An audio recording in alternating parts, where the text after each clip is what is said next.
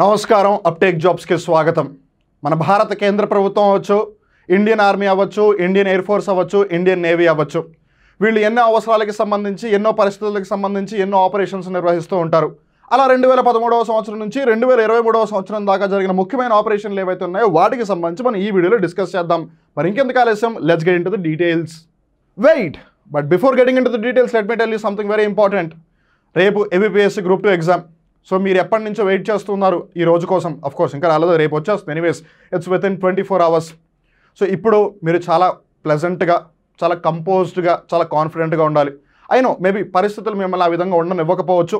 కొంతమంది చాలా నర్వస్గా ఫీల్ అవ్వచ్చు, కొంతమంది చాలా ఎక్సైటెడ్గా ఫీల్ అవ్వచ్చు, కొంతమంది చాలా భయపడుతూ ఉండొచ్చు, కొంతమంది ఇంకేదో ఫీల్ అవుతూ ఉండొచ్చు. Remember, you have done your best, you have given your best. మీరు చేయగలిగింది అలా చేశారన్న సంగతి నాకు తెలుసు, నేను ఆ విధంగా నమ్ముతున్నాను. మీరు ప్రిపేర్ అవ్వగలిగిందంతా ప్రిపేర్ అయ్యారు. And the rest is with the God. So దేవుడు చూసుకుంటాడు. మీరు చేయాల్సింది మీరు చేయండి. You still have some more time. ఒకవేళ ఏదైనా రివైజ్ చేయాల్సుకున్న పరిస్థితి వస్తే కనుక రివైజ్ చేయండి. But make sure you are in a calm and composed state. మీకేమీ కాదు, you will clear the exam. Just be confident. కంగారు పడైతే ఆన్సర్లు అటెంప్ట్ చేయకండి. ప్లెజెంట్గా ఉండండి. ఒక క్వశ్చన్కి ఆన్సర్ రాకపోతే it's absolutely fine, go for the next question. దానికి కూడా ఆన్సర్ రాకపోతే no worries, go for the next question. అలా ఉన్న అన్ని క్వశ్చన్లు అయిపోతే మళ్ళీ తిరిగి రండి, ఈసారి ఖచ్చితంగా ఆన్సర్ వస్తుంది. And don't forget to go to the exam centre at least half an hour before the reporting time. 8:30కి రండి అని అంటే మీరు 8:30కి అక్కడికి వెళ్ళేటట్టుగా ప్రయత్నాలు చేయకండి. 8:00కల్లా అక్కడికి వెళ్ళేటట్టుగా ప్రయత్నాలు చేయండి. బికాస్ చాలామంది అదే సెంటర్కి రావడానికి ప్రయత్నం చేస్తూ ఉంటారు. సో ట్రాఫిక్ జామ్ కూడా అయ్యే అవకాశం ఉంటుంది. ఎస్పెషల్లీ ఎవరైతే పబ్లిక్ ట్రాన్స్పోర్ట్ని ఉపయోగిస్తున్నారో మీరు మరీ జాగ్రత్తగా ఉండాలి. అండ్ రైలు ద్వారా ప్రయాణం చేసి వెళ్తే ఇంకా జాగ్రత్తగా ఉండాలి. బికాస్ బస్సు అయితే అట్లీస్ట్ ఓవర్టేక్ చేసి ముందున్న బస్సు లేదో సంథింగ్ అలా ఏదో చేయొచ్చు, లేదు బస్సు దిగేసి వేరే వాళ్ళని లిఫ్ట్ అడిగి వెళ్ళిపోవచ్చు, లేదు ఆటో వెళ్ళిపోవచ్చు. బట్ రైలు అలా కాదు కదా. ఏ పొలంలో మధ్యలో ఆపేసాడు అనుకోండి, మీరు అప్పుడు ఏం చేస్తారు, లిఫ్ట్ అడుగుతారా? కాదు కదా. అందుకని అన్ని జాగ్రత్తగా ఆలోచించి మీరందరూ కూడా ఏబిపిఎస్సి గ్రూప్ 2 ఎగ్జామ్ని బాగా రాస్తారని అనుకుంటూ, అఫ్కోర్స్ మీరు రాస్తారు. I do have that confidence. మీరు కూడా కాన్ఫిడెన్స్ పెట్టుకోండి మీ మీద.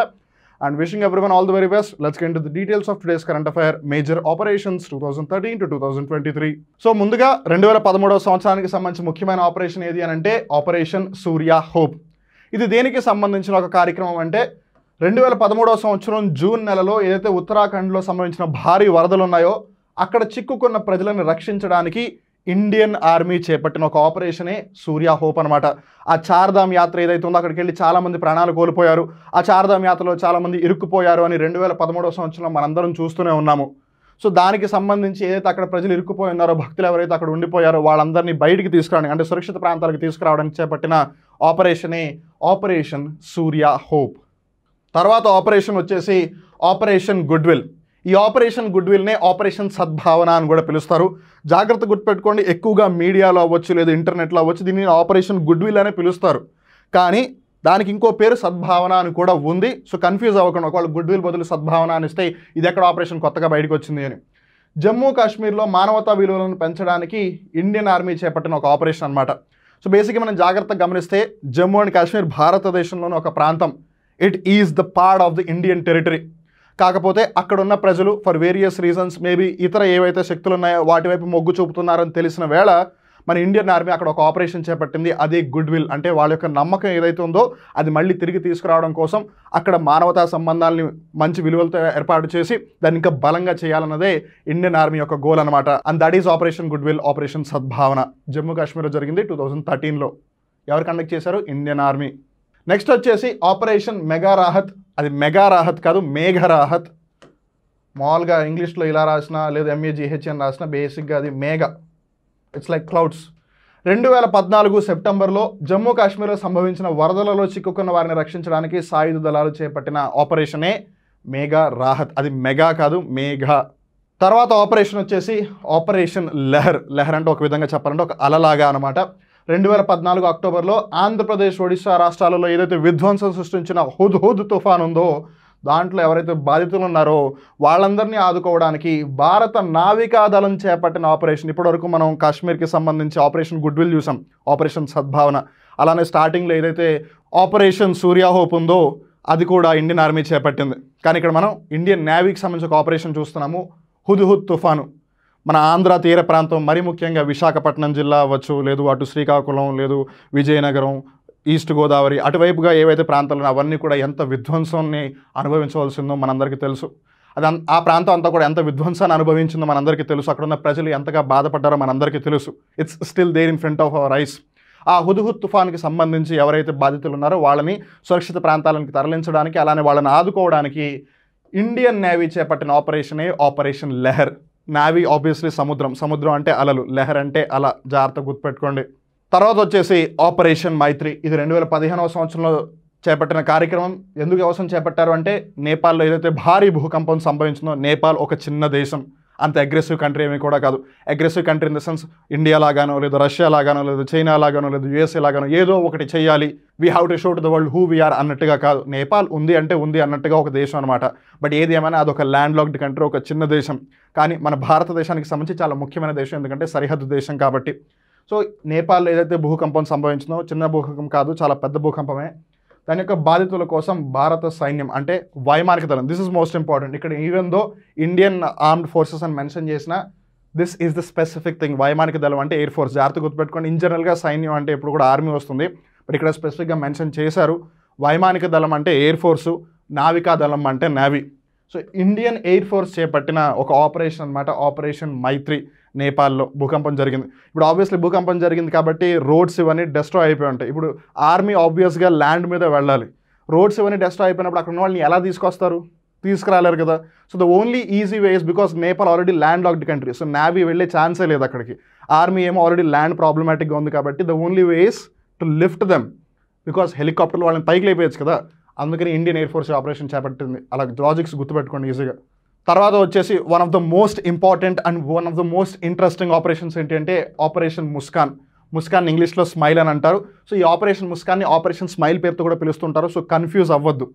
ఇది 2015వ సంవత్సరంలో చేపట్టిన ఒక కార్యక్రమం. దేశవ్యాప్తంగా ఉన్న వీధి బాలలను సంరక్షించడం, తప్పిపోయిన వారి కుటుంబీకుల వద్దకు చేర్చడం కోసం కేంద్ర హోం మంత్రిత్వ శాఖ చేపట్టిన చర్య.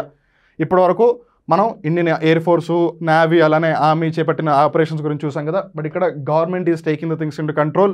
It is the ministry of home affairs చేపట్టిన ఆపరేషన్ అనమాట ముస్కాన్ స్మైల్. సో ఎవరైతే పిల్లలు తప్పిపోయి ఉంటారో వాళ్ళని మళ్ళీ తిరిగి వాళ్ళ తల్లిదండ్రులకి చేర్చడం, అలానే ఎవరైతే అనాథ పిల్లలు లేదు వీధి మీద ఉండే పిల్లలు ఉంటారో బేసిక్గా వాళ్ళని సంరక్షణాత్మక ప్రాంతాలు అంటే ప్రొటెక్టెడ్ ఏరియాస్కి తీసుకెళ్ళి వాళ్ళకంటూ ఒక విధమైన ఒక అకామిడేషన్ని ఏర్పాటు చేయడమే ఈ ఆపరేషన్ ముస్కాన్ అనమాట. సో దట్ బేసిక్గా ప్రతి ఒక్క పిల్లవాడి మొహం మీద లేదు ప్రతి ఒక్క చిల్డ్రన్స్ ఫేస్ మీద ఒక స్మైల్ని తీసుకురావాలనే ఉద్దేశంతో చేపట్టిన కార్యక్రమం ఇది ఆపరేషన్ ముస్కాన్ లేదు operation smile, both means the same. ముస్కాన్ అంటేనే స్మైల్ అనమాట. And then comes operation surgical strike 2016. దీన్ని మీరు సింపుల్గా గుర్తుపెట్టుకోవాలనుకుంటే ఊరి ద సర్జికల్ స్ట్రైక్ సినిమా కూడా ఉంది, ఆ విధంగా గుర్తుపెట్టుకోవచ్చు. పాకిస్తాన్ ఆక్రమిత కాశ్మీర్లోని తీవ్రవాద స్థావరంపై భారత సైన్యం చేపట్టిన చర్య. సో గుర్తుంది కదా, ఊరిలో అటాక్ జరిగినప్పుడు పాకిస్తాన్ ఆక్యుపైడ్ కాశ్మీర్లో ఎవరైతే టెర్రరిస్టులు ఉంటున్నారో వాళ్ళ ప్లేస్లోకి వెళ్ళి వాళ్ళని మట్టుపెట్టి మళ్ళీ ఇండియన్ ఆర్మీ వెనక్కి తిరిగి వచ్చింది, which is popularly known as the ఊరి సర్జికల్ స్ట్రైక్. దీన్నే కొన్నిసార్లు India line of control strike అని కూడా పిలుస్తూ ఉంటారు, జాగ్రత్తగా గుర్తుపెట్టుకోండి. తర్వాత ఆపరేషన్ వచ్చేసి సంకట్ మోచన్. ఇది 2016వ సంవత్సరంలో జరిగిన ఒక ఆపరేషన్. సంకట్ మోచన్ అంటే ఆపదలో ఉన్నప్పుడు కాపాడేవాడు అని అర్థం. దక్షిణ సుడాన్, సౌత్ సుడాన్ ఒక కంట్రీ ఉంది, గుర్తుపెట్టుకోండి. సుడాను ఉంది, సౌత్ సుడాన్ ఉంది, కన్ఫ్యూజ్ అవ్వద్దు. సో సౌత్ సుడాన్ అంతర్యుద్ధంలో చిక్కుకుపోయిన భారతీయులను మరియు విదేశీయులను ఎవరైతే ఫారిన్ డిప్లొమాట్స్ ఉంటారో అలానే ఇండియన్స్ ఎవరైతే అక్కడ ఉండిపోయారో వాళ్ళందరినీ సురక్షితంగా భారత్కు తీసుకొచ్చే దానికి చేపట్టిన ఒక ఆపరేషన్ అనమాట. ఎవరు చేపట్టారు? వైమానిక దళం, ఎయిర్ ఫోర్స్ చేపట్టింది. సో ఇక్కడ బేసిక్గా మనం జాగ్రత్తగా గమనిస్తే ఒక ఇంటర్నల్ క్రైసిస్ జరుగుతుందన్నమాట సౌత్ సుడాన్ కంట్రీలో. ఆ కంట్రీలో ఎవరైతే ఇండియన్స్ ఉన్నారో అలానే ఎవరైతే ఫారిన్ ఆఫీసర్స్ ఉన్నారో వాళ్ళందరినీ కాపాడడానికి చేపట్టిన ఒక కార్యక్రమమే ఆపరేషన్ సంకట్ మోచన్. ఇబ్బంది వచ్చింది, ఇబ్బంది నుంచి కాపాడేవాడు. ఇన్ జనరల్గా మనం సంకట మోచన్ ఎవరిని పిలుస్తుంటాం? హనుమంతుడిని పిలుస్తుంటాం. హనుమంతుడు ఎలా వెళ్ళి తీసుకొస్తాడు? గాల్లో వెళ్ళి తీసుకొస్తాడు. వైమానిక దళం ఎయిర్ ఫోర్స్ గాల్లో వెళ్ళి తీసుకొస్తుంది. లాజిక్ని గుర్తుపెట్టుకోండి. తర్వాత ఆపరేషన్ వచ్చేసి ఆపరేషన్ తలాష్ 2016వ సంవత్సరంలో చేపట్టారు. తలాష్ అంటేనే వెతకడం అనమాట, టు సర్చ్. దేనిని వెతికారు వాళ్ళు? భారత్ వాయుసేనకి చెందిన అదృశ్యమైన AS-32 విమాన గాలింపు చర్యలకు పేరు అనమాట. బేసిక్గా చెన్నై కోస్టల్ రీజన్ ఏదైతే ఉందో అక్కడ ఒక ఇండియన్ ఎయిర్ ఫోర్స్కి సంబంధించిన ఒక విమానం అదృశ్యం అయిపోయింది. సో దానిని వెతకడానికి ఏదైతే ఆపరేషన్ చేపట్టారో, ఆబ్వియస్లీ వెతకడం అంటేనే తలాష్ కదా. కొన్నిసార్లు పోలీసులు అంటుంటారు ఉస్కి తలాషీలే అని, అంటే వాడిని ఒకసారి చెక్ చేయని అర్థం అనమాట. సో అలా ఏదైతే చెక్ చేస్తున్నా దానికి సంబంధించి ఆపరేషన్ తలాష్. తర్వాత ఆపరేషన్ వచ్చేసి ఆపరేషన్ ఇన్సానియత్. ఇది 2017వ సంవత్సరంలో చేపట్టిన కార్యక్రమం. ఇన్సానియత్ అంటే ఒక విధంగా చెప్పాలంటే మానవత్వం లేదు మానవీయత, హ్యూమన్నెస్ ఆర్ హ్యుమానిటీ అని అర్థం అనమాట. మరి మనుషులందరూ ఒకటే, ఏదో ఒక కారణం రీత్యా లేదు ఏదో ఒక పరిస్థితి రీత్యా అందరూ ఒకటేలా ఉండకపోవచ్చు, లేదు అందరూ ఒకటే చెయ్యాలి అని అనుకోకపోవచ్చు. బట్ ఏదేమైనా still we all are human beings and భారతదేశం ఎప్పుడు కూడా వసుదైవ కుటుంబకం అనే సిద్ధాంతాన్ని నమ్ముతుంది. మరి ఈ ప్రపంచం అంతా, ఈ విశ్వం అంతా ఒకటే అయినప్పుడు ఎక్కడో ఒకళ్ళు ఇబ్బంది పడితే ఖచ్చితంగా ఆదుకోవాల్సిన బాధ్యత మనది. And that's what the Indian government had done. Myanmar నుంచి బంగ్లాదేశ్కు వస్తున్న రోహింగ్యా శరణార్థులకు సహాయం అందించేందుకు భారత్ చేపట్టిన చర్య. సో మన కేంద్ర ప్రభుత్వం, మీకు నేనున్నాను. అఫ్కోర్స్ ఆ రోహింగ్యా రెఫ్యూజీస్ ఎవరైతే వస్తున్నారో మయన్మార్ నుంచి బంగ్లాదేశ్కి, వాళ్ళు కావాలని ఏవి రావట్లేదు. మయన్మార్లో పరిస్థితులు వాళ్ళకి సహకరించట్లేదు కాబట్టి వాళ్ళు బంగ్లాదేశ్కి వస్తున్నారు.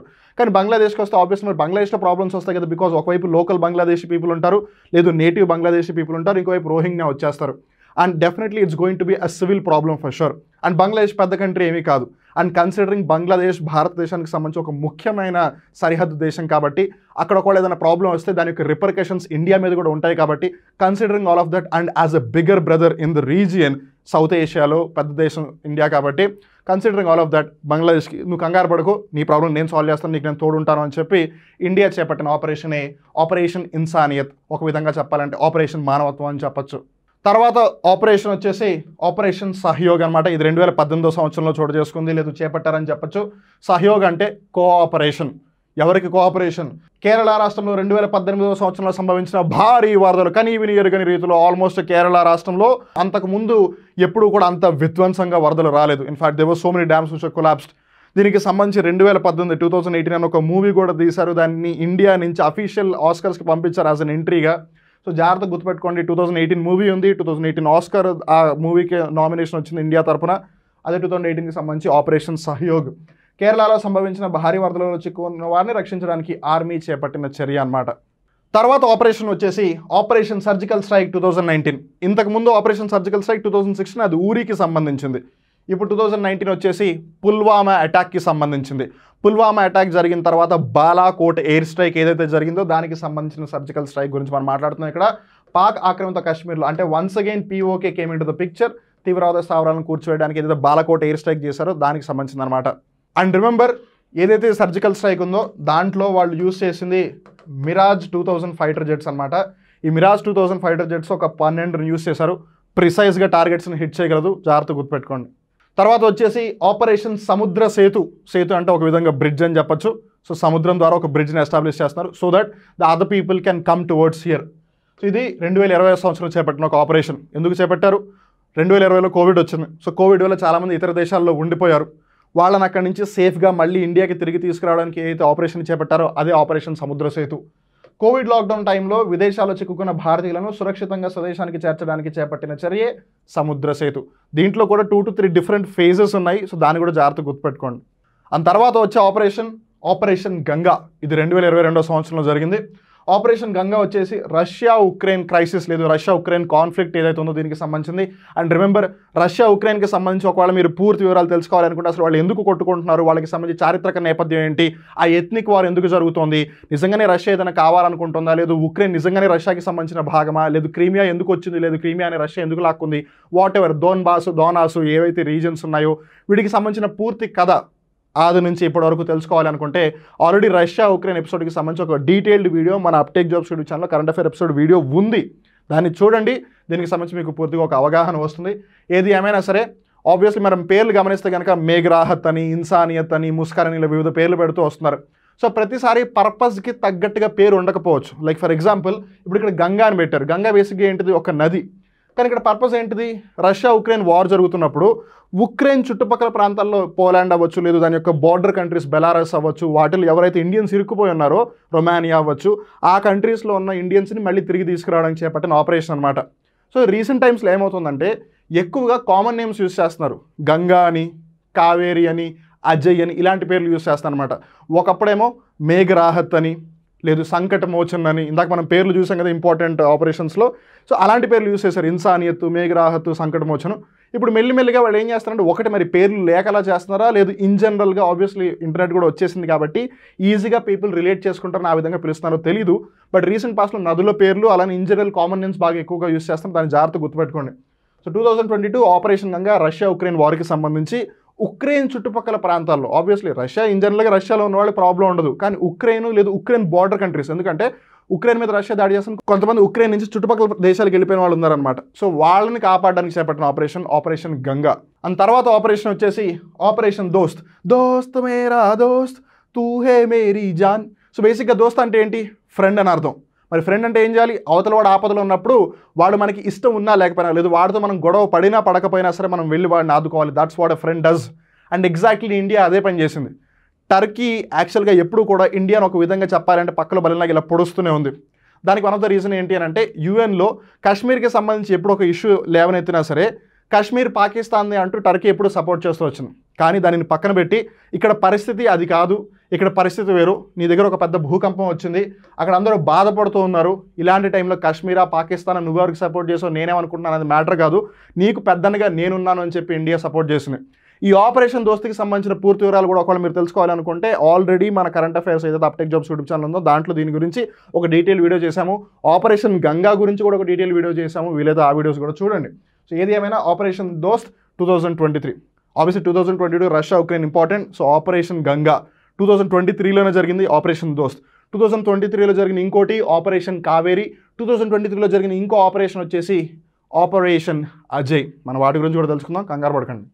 తర్వాత వచ్చేసి ఆపరేషన్ కావేరి 2023 ఇప్పుడే చెప్పాను. గంగా 2022, కావేరి 2023, అలానే 2023 ఇంకోటి ఆపరేషన్ దోస్త్, 2023 ఇంకోటి ఏంటిది ఆపరేషన్ అజయ్.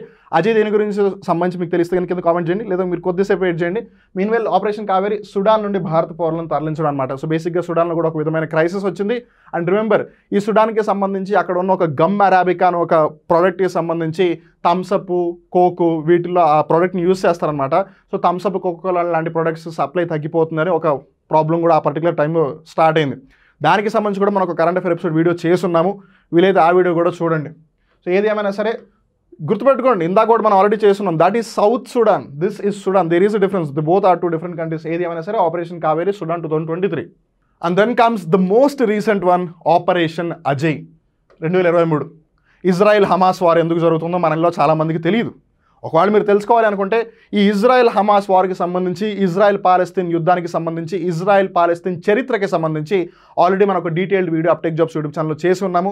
వీలైతే ఆ వీడియోని చూడండి. ఇజ్రాయెల్ పాలస్తీన్ లేదు ఇజ్రాయెల్ హమాస్ అనే వాళ్ళు ఎవరు, అసలు ఎందుకోసం కొట్టుకుంటున్నారు, వాళ్ళ యొక్క పర్పస్ ఏంటి, వాళ్ళ యొక్క పాస్ట్ ఏంటి, దీని గురించి మొత్తం డీటెయిల్గా డిస్కస్ చేయడం జరిగింది.